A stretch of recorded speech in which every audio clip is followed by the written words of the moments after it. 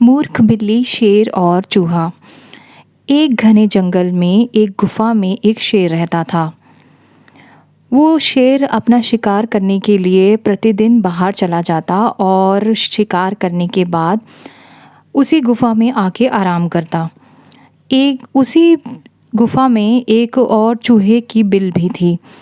जैसे ही वो शेर सो जाता, चूहा आकर उस शेर के बाल कुतर जाता और जैसे ही शेर सोकर उठता, उसे बहुत गुस्सा आता।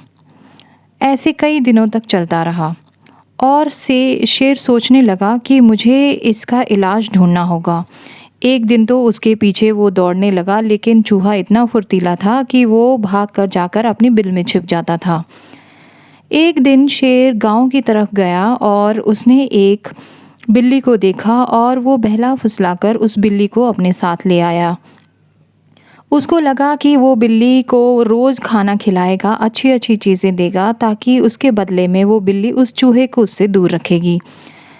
इसी तरह चलता रहा और शेर ने उसे रोज़ लाकर खाना दिया और आराम से सोने लगा। एक दिन बिल्ली ने सोचा, ये ताज़ी मछलियाँ खाकर अगर शेर का मुझे ध्यान ही रखना है तो मैं उस चूहे को भी एक दिन ख़त्म कर दूँगी।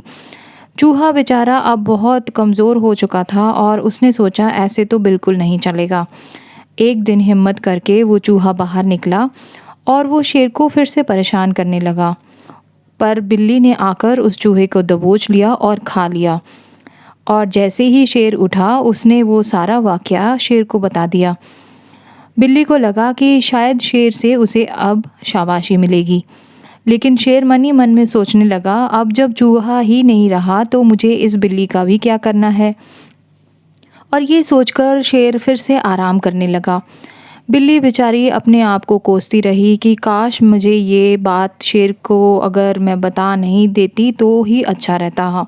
और उसके बाद बिल्ली वहाँ से चली गई। कैसी लगी आपको कहानी?